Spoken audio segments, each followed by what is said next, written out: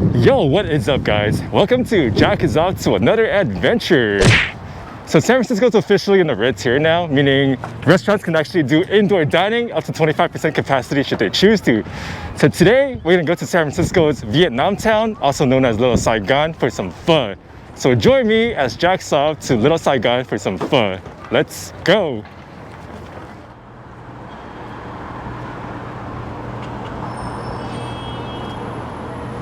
So Little Saigon is in the Tenderloin, also known as the TL. And if you've heard of the TL, you've probably heard some bad reputations of it because, you know, there's some interesting people in there, but whatnot. Oh, bitch. Look at you, might need no. And you might be thinking, yo, it's not safe to be vlogging in the TL. Having a camera out is dangerous.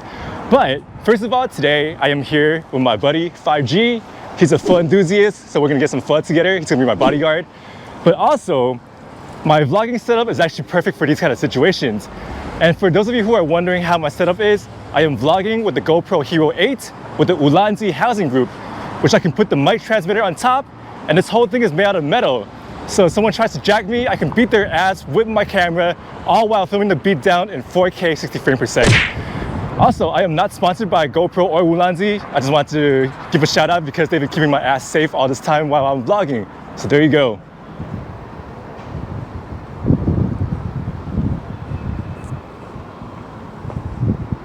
And look what we found here, a restaurant that sells spam musubi, the pierogi, empanadas, Chinese barbecue pork bun, egg smith, and some melted sandwich.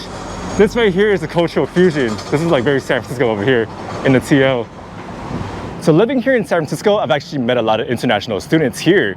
And just think about being an international student for a second. You've never been to San Francisco, you hear all this like stories about it being expensive. And when a city is expensive, it must be nice, right? Or else why would you be paying so much money to live here?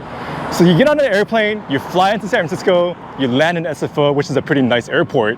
You get into your taxi or your Uber, and then you're driving on the freeway, you see the skyline in San Francisco, the high rises, the futuristic buildings in San Francisco, and then you're like, oh my God, I'm coming to a very nice city.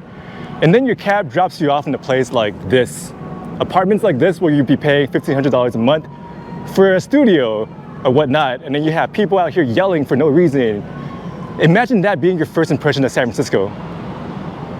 And once you settle into your apartment, you're like, it can't be that bad. So you go walk around your neighborhood, and then you end up in places like this.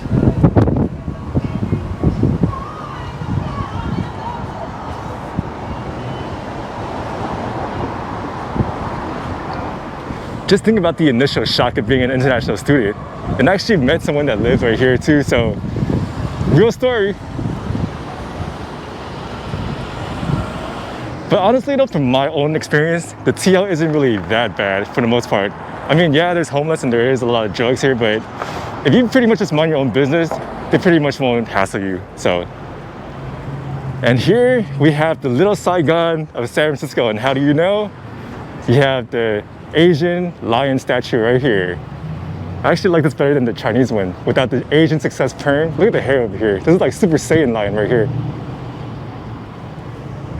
And right here it says Little Saigon, Vietnamese community of San Francisco. It's really hard to read this because it's in yellow on orange brick.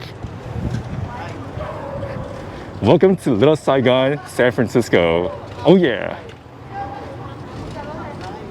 All right, so Little Saigon is officially 2 blocks only, and you can see all these restaurants. You have a jewelry store, you have Hua Fat, and then there's more down there.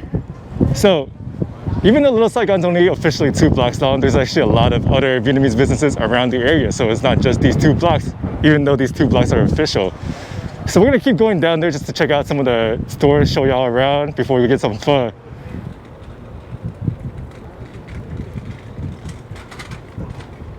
So yeah, the streets of Little Saigon are closed for certain days so they can promote business here so people can do like outdoor dining, and I could walk in the middle of the street like I own it.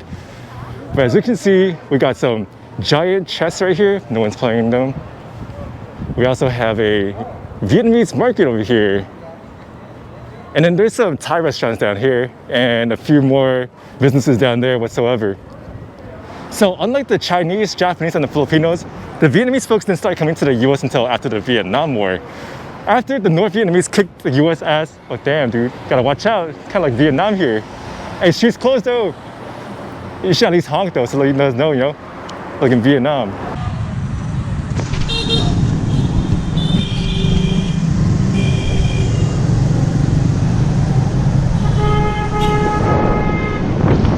After North Vietnam kicked America's ass in the war, a lot of the South Vietnamese folks, they fled the country to come to the US, to places like Houston, to Westminster, to San Jose. And for the ones that ended up in San Francisco, some ended up in Chinatown, but most of them ended up in this area, the Tenderloin, which is close enough to Chinatown.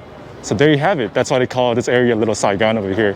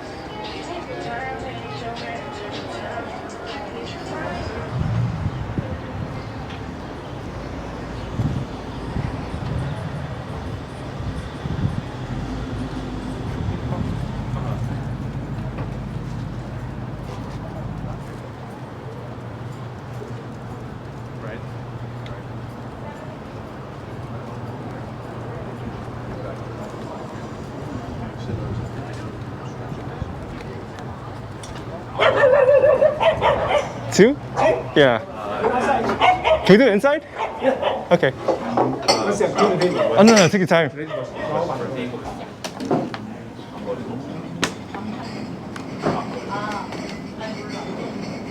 Man, it's been forever since we had indoor dining.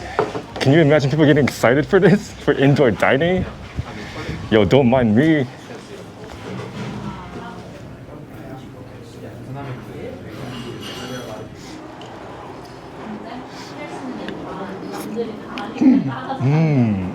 Oh yeah.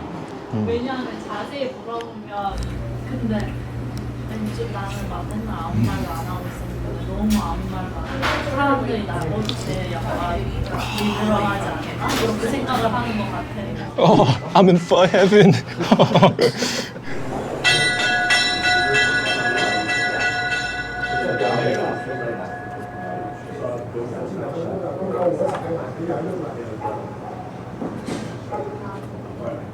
그건 등까지 파였는데?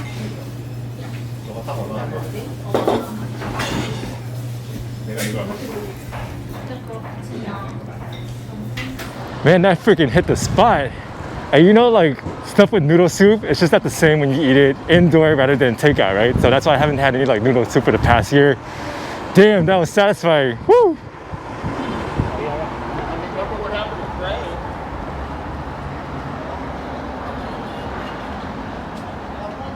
All right, so before ending this video, since we're in the area, I wanted to check out this alleyway with this very nice artwork. Check this out, guys. Look at this. You got a squid girl. What is it, sursu? I don't know what that means. You got a banana guy, 415. I'm assuming this is the Beta Breaker. You got a hippie girl playing the guitar. This, I'm assuming, is capoeira. And then we have the dragon dance. A little girl playing with the dragon. A different version of the Statue of Liberty. And then we also have a Chinese guy playing the erhu. And this might be after a real person. Sometimes there's real people playing the erhu in Chinatown. And then we have the Chinatown gates right here.